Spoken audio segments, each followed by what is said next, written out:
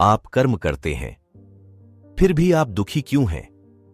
क्या आपका कर्म कर्म है या फिर दुष्कर्म है?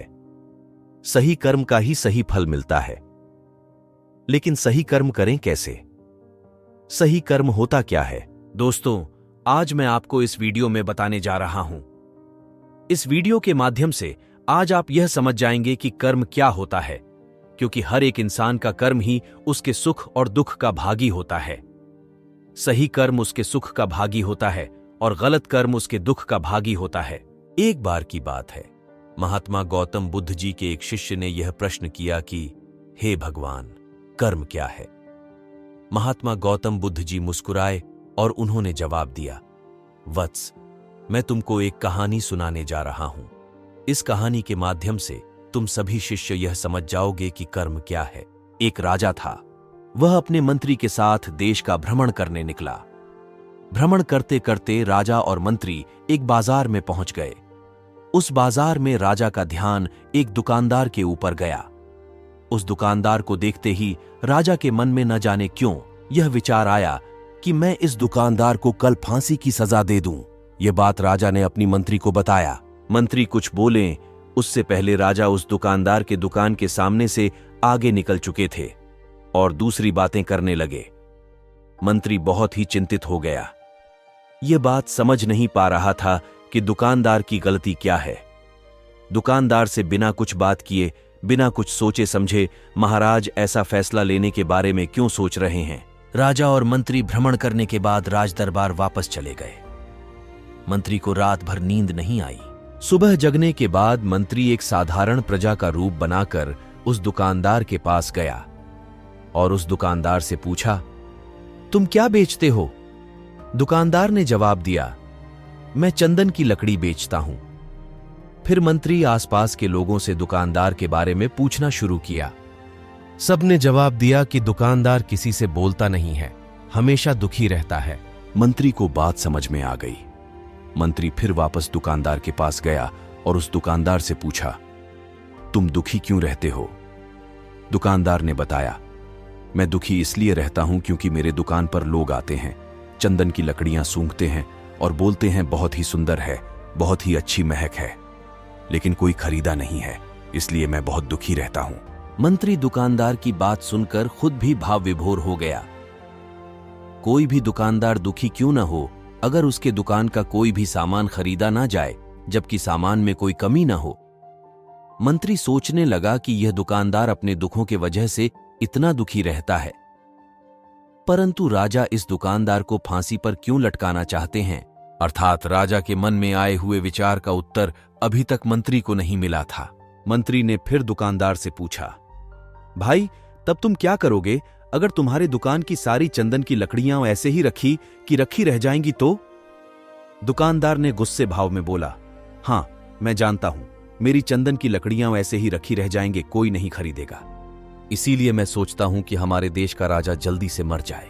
अगर वह जल्दी से मर जाता तो मैं उस राज दरबार में उस राजा के दाह संस्कार के लिए अपनी चंदन की लकड़ी देता, जिससे मुझे कुछ पैसे मिल जाते और इस बाजार के अलावा बाकी के लोगों को भी मेरे चंदन की लकड़ी के बारे में पता चलता, तो फिर शायद कुछ न कुछ लोग मेरी दुकान से जरूर खरीदने आते चंदन की लकड़ी। मंत्री दुकानदार की बात को सुनकर सब कुछ समझ गया और उसके मन में एक विचार आया। मंत्री ने दुकानदार से चंदन की कुछ लकड़ियां खरीदें। इस खरीदारी से दुकानदार को कुछ पैसे भी मिल गए और वह थोड़ा खुश भी हो गया। मंत्री चंदन की लकड़ियों को लेकर वापस राज दरबार चला आया। राज दरबार पहुंचकर मंत्री ने उन चंदन की लकड़ियों को राजा के समक्ष रख दिया और बोला कि हे राजन, ये चंदन की लकड़ियां उसी दुकानदार ने आपको भेंट किया है जिस दुकानदार को आप फांसी देने के लिए सोच रहे थे। राजा उन चंदन को सूंघे तथा सूंघने के बाद बड़े ही प्रसन्न हुए। उन्होंने कहा, यह चंदन की लकड़ियां बहुत ही ज्यादा खुशबूदार हैं। दुकानदार के इस अनोखे भेंट से राजा बहुत खुश हुए और मंत्री को कुछ स्वर्ण मुद्राएं दिए तथा बोले, जाओ उस दुकानदार को ये स्वर्ण मुद्राएं इनाम में देना और बोलना कि आज के बाद महल में जब कभी भी चंदन की लकड़ी की जरूरत पड़ेगी तब तुम्हारे दुकान से ही चंदन की लकड़ी ली जाएगी। मंत्री जी मुस्कुराने लगे तथा यह सोचने लगे कि अब तो राजा के मन में उस दुकानदार को फांसी देने का विचार आ ही नहीं सकता, क्योंकि अब तो हमेशा राजदरबार के लिए चंदन की लकड़ियों का इंतजाम की जिम्मेदारी उस दुकानदार को जो मिल गई है। मंत्री स्वर्ण मुद्राओं को लेकर वापस दुकानदार के तरफ चल दिया। इधर राजा इस विचार में पड़ गए कि वह दुकानदार तो बड़ा ही अच्छा इंसान है। जिस वक्त मैं उसके बारे में यह सोच रहा था कि मैं इसको कल फांसी दे दूंगा, तब शायद उसके मन में उस समय यह विचार चल रहा था कि राजन पहली बार मेरे दुकान के सामने आए हैं, क्यों न मैं उनको अपनी सुंदर और खुशबूदार लकड़ियों को भेंट करूं। और आज उसने मुझे भेंट भी किया। बेवजह ही मैं उसको फांसी देने के बारे में सोच रहा। इधर मंत्री दुकानदार के पास पहुंच गया। मंत्री ने राजा के द्वारा दी गई स्वर्ण मुद्राओं को दुकानदार को देते हुए कहा कि जिन चंदन की लकड़ी को कल मैं खरीद कर लेकर गया था, उन चंदन की लकड़ियों को राजा ने बहुत पसंद किया और इनाम के तौर पर तुमको यह कुछ स्वर्ण मुद्राएं दिए हैं। दुकानदार बहुत ही खुश होने लगा। साथ ही साथ मंत्री ने उस दुकानदार को यह भी बताया कि अब आज के बाद राज दरबार में जब कभी भी चंदन की लकड़ियों की जरूरत पड़ेगी तो सारी चंदन की लकड़ियां तुम्हारी दुकान से ली जाएगी। दुकानदार मंत्री की बात सुनकर बहुत ही खुश हो गया। मंत्री ने दुकानदार से पूछा, क्यों भाई, तुम तो राजा के बारे में इतना बुरा भला सोचते थे, लेकिन राजा देखो तुम्हारी कितना चिंता करते हैं।